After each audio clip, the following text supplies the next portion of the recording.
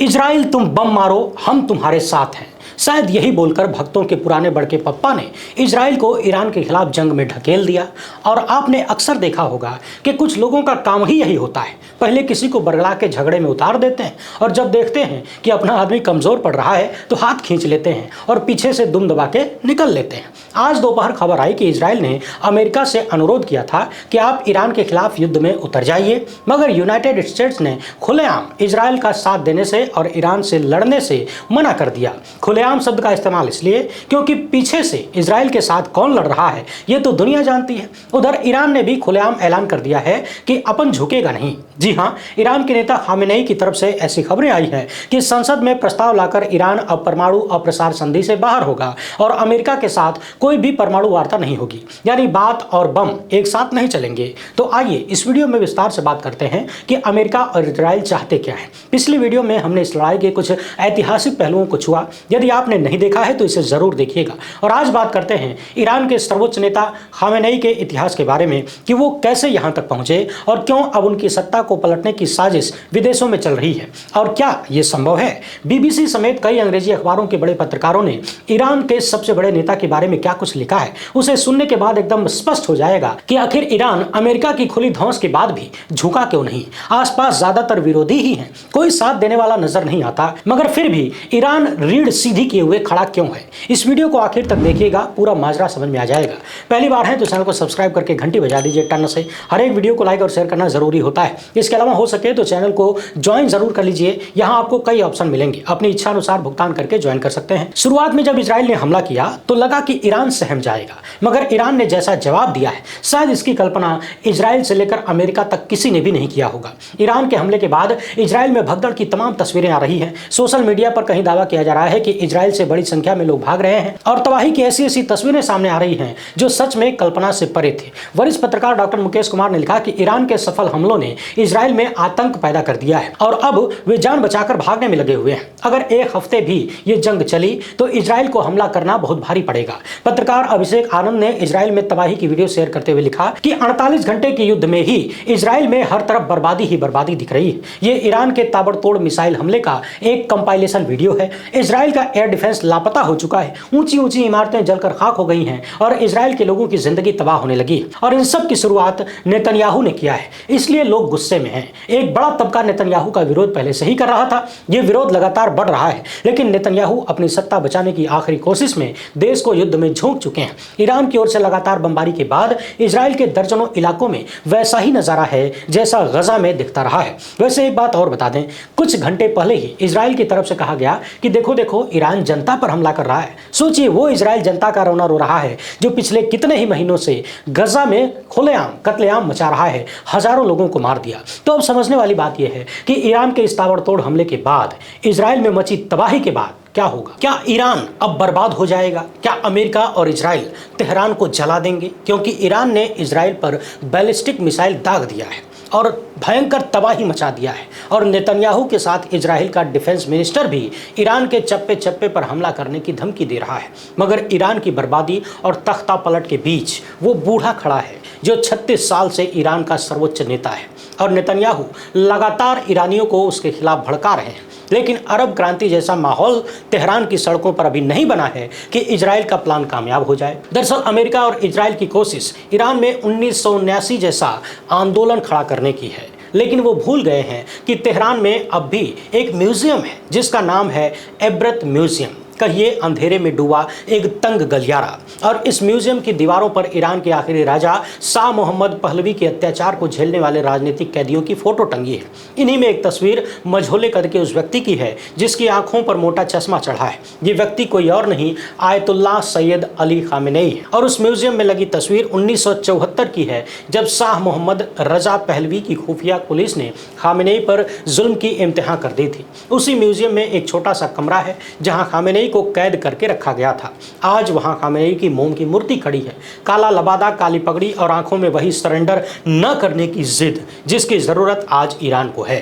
The Hindu में Stanley Johnny ने लिखा कि म्यूजियम का कर्मचारी जब लोगों को खामेनेई की कहानी सुनाता है तो कहता है कि शाह ने उन्हें तोड़ना चाहा, मगर अल्लाह को कुछ और ही मंजूर था। उसने खामेनेई को ईरान का रहबर बनाया। 86 साल की उम्र में आयतुल्लाह खामेनेई के कंधों पर अब ईरान को बचाने की जिम्मेदारी है। इजरायली आतंक के खिलाफ ईरान का परचम बुलंद करने की जिम्मेदारी है। बावजूद इसके कि ईरान की मिलिट्री पावर इजराइल के मुकाबले बहुत कम है, लेकिन ईरानी मिसाइलों ने तेल अवीव में हाहाकार मचा दिया है। खामेनेई जानते हैं कि मुकाबला विदेशी ताकतों से है, कहिए कि अमेरिका से। और ट्रंप ने पहले तो कहा था कि अगर अमेरिकी हितों को नुकसान पहुंचा तो अमेरिका ईरान पर जबरदस्त हमला करेगा। यह अलग बात है कि अब वो रास्ता किनारे कर रहा है। दरअसल इजराइल पर हमले के बाद ईरान ने धमकी दी थी कि अगर अमेरिका और नाटो ने इजराइल की मदद की तो ईरान अमेरिकी बेस को निशाना बनाएगा, हमला करेगा। इस बीच अमेरिकी राष्ट्रपति इजरायली हमले की तारीफ भी कर रहे हैं, मतलब कि सब मिले हुए हैं। ट्रंप ने कहा कि अगर ईरान ने अमेरिका की शर्तें नहीं मानी तो ईरान का बहुत बुरा वक्त आने वाला है।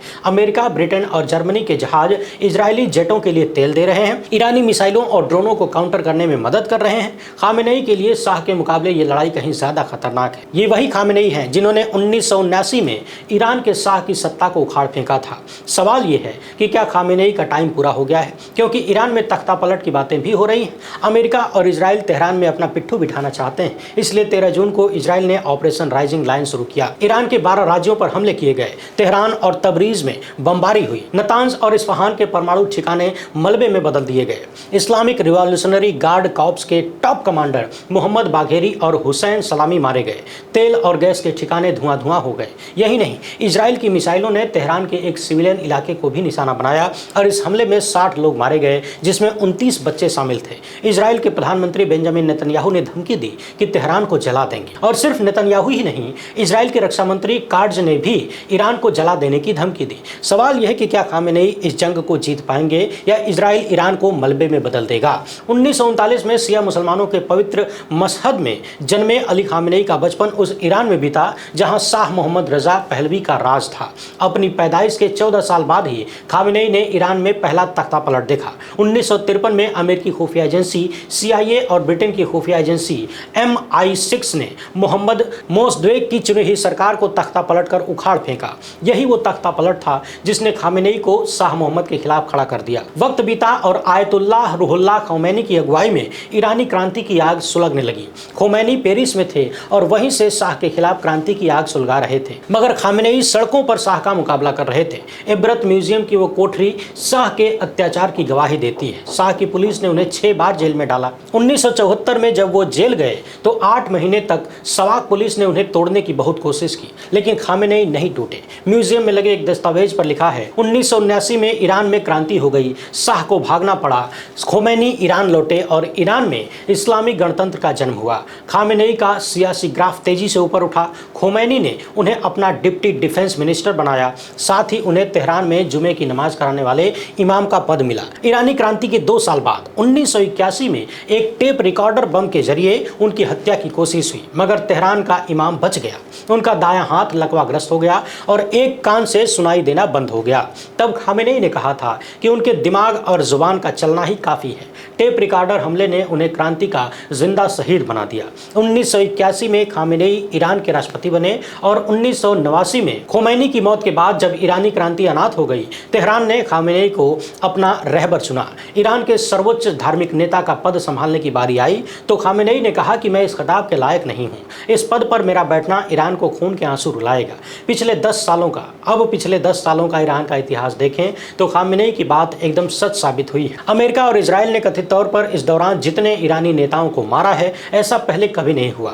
जनरल कासिम सुलेमानी से लेकर सलामी तक ईरानी कमांडरों की मौत का सिलसिला थमने का नाम नहीं ले रहा, और ये सब कुछ खामेनेई के ईरान को परमाणु शक्ति संपन्न बनाने के सपने का साइड इफेक्ट है। दरअसल खामेनेई ने एक ऐसे ईरान का सपना देखा जो न तो अमेरिका के सामने झुके और न ही साम्राज्यवाद का गुलाम बने। उन्होंने वादा किया था कि वे ईरान को विकास की राह पर लेकर जाएंगे। तो सवाल यह है कि 36 सालों में खामेनेई का सपना कितना पूरा हुआ? क्या यही उनका ईरान है जिसके लिए लाखों ईरानियों ने 1979 में सड़कों पर खून बहाया, या ईरान एक ऐसी व्यवस्था का शिकार हो गया जो अपने ही लोगों की आवाज को कुचल देता है? सच्चाई यह है कि खामेनेई के ईरान ने कई तूफानों का सामना सामना किया है। 1980 में इराक के साथ ईरान की जंग 8 साल चली और लाखों लोग मारे गए। फिर अमेरिका की अगुवाई में तमाम देशों ने बैन लगा दिया तो ईरान की अर्थव्यवस्था चरमरा गई। महंगाई, बेरोजगारी ने ईरानियों की कमर तोड़ दी। 1997 में बदलाव के नारे पर मोहम्मद खातमी ईरान के राष्ट्रपति चुने गए, लेकिन खामेनेई ने उनके हर प्लान को कुचल दिया। 2009 के ग्रीन मूवमेंट में लाखों युवा सड़कों पर उतरे तो रिवॉल्यूशनरी गार्ड्स ने कुचल दिया। 2022 में वुमन लाइफ फ्रीडम आंदोलन ने खामेनेई की व्यवस्था को हिलाकर रख दिया। महसा अमीनी की मौत ने लाखों ईरानियों को सड़क पर ला दिया, लेकिन खामेनेई ने फिर वही विकल्प चुना, अपने ही लोगों का दमन। सवाल यह है कि क्या यही वो खामेनेई हैं जो शाह पहलवी के खिलाफ सड़कों पर थे, या अब वे खुद एक शाह बन गए हैं जो अपनी सत्ता बचाने के लिए अपने ही लोगों पर बंदूक तान देते हैं? क्या क्रांति का मतलब सिर्फ सत्ता पर कब्जा करना था या लोगों को आज़ादी देना? क्योंकि ईरानी जनता खामेनेई से आज़ादी मांगती है तो एहरान का इमाम चुप्पी साध लेता है। 2025 में खामेनेई के खिलाफ इजराइल के 2 मकसद हैं। पहला, ईरान को परमाणु हथियार बनाने से रोकना, और दूसरा, तेहरान पर दबाव डालकर एक ऐसा परमाणु समझौता करवाना जो अमेरिका और इजराइल के हित में हो। मगर इसके जिम्मेदार भी खामेनेई हैं, क्योंकि ईरान ने 90 के दशक में ही परमाणु हथियारों पर काम शुरू किया था और परमाणु हथियारों पर अपनी नीति को हमेशा शांतिपूर्ण कहा था। लेकिन खामेनेई ने बतौर सर्वोच्च धार्मिक गुरु एक फतवा जारी किया और कहा कि परमाणु हथियारों का विकास और इस्तेमाल इस्लाम में हराम है। खामेनेई का ये फतवा ईरान को भारी पड़ा है। खामेनेई की सत्ता के 36 साल बाद भी ईरान परमाणु बम बना पाया कि नहीं, कोई नहीं जानता, मगर परमाणु हथियारों को तबाह करने के लिए उस पर हमला जरूर शुरू हो गया। सवाल यह है कि अब जबकि इजराइल ने ईरानी परमाणु ठिकानों को ध्वस्त करना शुरू कर दिया है, तो क्या खामेनेई अपना फतवा वापस लेंगे? क्या ईरान अब खुलकर परमाणु बम बनाएगा? एक और महत्वपूर्ण घटना यह हुई है कि ईरान ने न्यूक्लियर नॉन प्रोलिफरेशन ट्रीटी से बाहर निकलने का ऐलान किया है।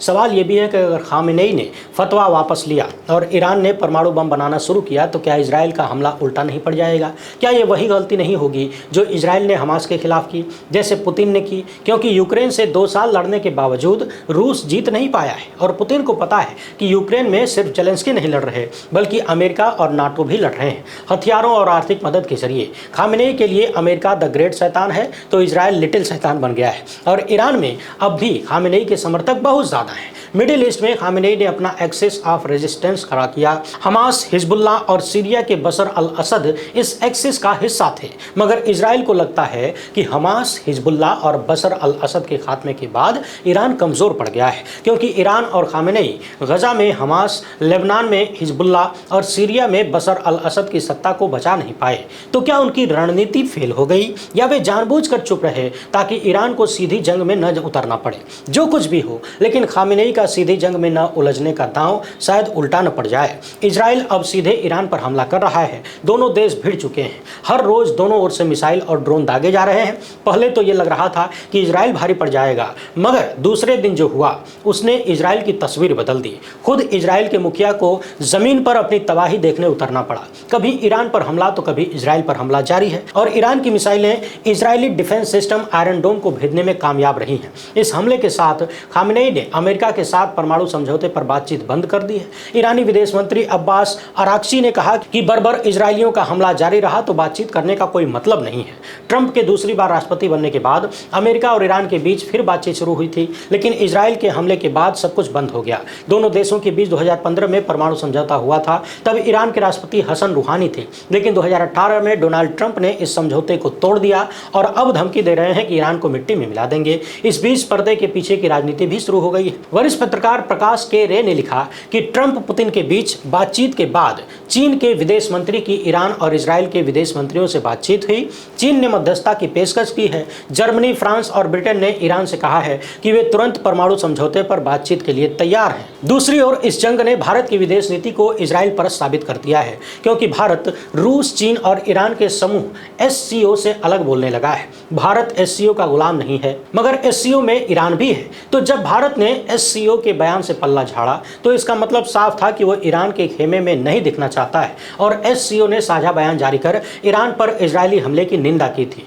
मोदी सत्ता ने कहा कि वो इस मसले पर चर्चा का हिस्सा नहीं है और न ही ये उनकी राय है। मगर भारत में मुसलमानों समेत एक बड़ी आबादी है जो इजराइल परस्त नहीं है, क्योंकि भारत का इतिहास इजराइल परस्त नहीं था। जमीयत उलमाए हिंद के प्रेसिडेंट अरशद मद्दी ने कहा कि ईरान पर इजराइल का हमला संयुक्त राष्ट्र चार्टर और अंतर्राष्ट्रीय कानूनों का उल्लंघन है। अमेरिका अमेरिका और इजराइल हर उस मुस्लिम देश को निशाना बना रहे हैं जो अपने पैरों पर खड़ा होने की कोशिश कर रहे हैं। एक तरफ अमेरिका गजा में नरसंहार करने वाले अत्याचारी इजराइल का साथ दे रहा है, तो दूसरी तरफ ईरान पर हमले में भी इजराइल का पूरा साथ दे रहा है। सवाल यह है कि जब दूसरे देश बातचीत शुरू करने को कह रहे हैं तो खामेनेई क्या करेंगे, क्योंकि अमेरिकी सैन्य ताकत का मुकाबला करने की ताकत उनके पास नहीं है। अमेरिका ने भले ही खुलकर इजराइल के साथ लड़ाई न छेड़ी हो, मगर पीछे तो वही है, अरब के देश भी उनके खिलाफ हैं। 2011 की अरब क्रांति के बाद ही सऊदी और ईरान के बीच कोल्ड वॉर शुरू हुआ। दोनों देश मिडिल ईस्ट में अपनी ताकत बढ़ाना चाहते थे। 12 साल बाद 2023 में चीन की मध्यस्थता से दोनों के बीच समझौता हुआ,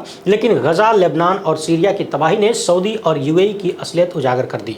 क्लियर हो गया कि दोनों देश अमेरिका के इशारे पर काम कर रहे हैं और नेतन्याहू का मकसद सिर्फ ईरान के परमाणु कार्यक्रम को नष्ट करना नहीं, वो खामेनेई की सत्ता को उखाड़ फेंकना चाहते हैं। बीबीसी फारसी के संपादक आमिर अजीमी ने कहा कि इजराइल की नज़र तेहरान में सत्ता परिवर्तन पर है। नेतन्याहू बार बार कहते हैं कि ईरानी जनता एकजुट हो और खामेनेई से आज़ादी ले, मगर नेतन्याहू के कहने पर ईरानी जनता ऐसा क्यों करेगी? 2022 का वुमन लाइफ फ्रीडम आंदोलन दिखा चुका है कि ईरान की जनता में असंतोष है, अर्थव्यवस्था चरमराई, अभिव्यक्ति की आज़ादी की कमी है, महिलाओं और अल्पसंख्यकों के साथ भेदभाव बढ़ा है, लेकिन विपक्ष बिखरा हुआ है। शाह मोहम्मद पहलवी के बेटे राजकुमार रजा पहलवी विदेश में, मुजाहिदीन खल्क को बहुत सारे ईरानी पसंद नहीं करते और जनता के पास इसके सिवाय कोई विकल्प नहीं है। तेहरान में अगर तख्ता पलट होता भी है तो ईरान में अराजकता फैल सकती है। 9 करोड़ की आबादी वाले देश की हालत इराक या लीबिया की तरह हो सकती है। इजराइल के हमलों के जवाब में खामेनेई ने कहा कि जवाबी कार्रवाई में कोई लापरवाही नहीं होगी, लेकिन उनके पास विकल्प जरा कम नजर आते हैं। रूस और चीन उनकी मदद कर सकते हैं,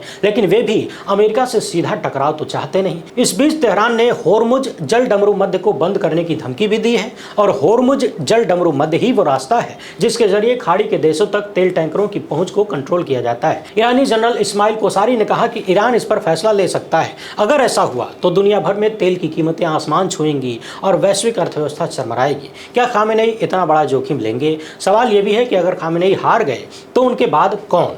तो याद रखिए, खामेनेई को सबसे ज़्यादा रिवॉल्यूशनरी गार्ड्स पर भरोसा है और रिवॉल्यूशनरी गार्ड्स पहले ही ईरान की सत्ता के केंद्र में है। तेहरान की सड़कों पर अभी सन्नाटा है। दुनिया की नज़रें खामेनेई पर हैं कि उनका अगला कदम क्या होगा। फिलहाल इतना ही। वीडियो पसंद आई हो तो ज़्यादा से ज़्यादा लोगों तक पहुँचाएं। पहली बार है तो चैनल को सब्सक्राइब कर लीजिए। हमसे जुड़ने के लिए बहुत बहुत धन्यवाद। जय हिंद।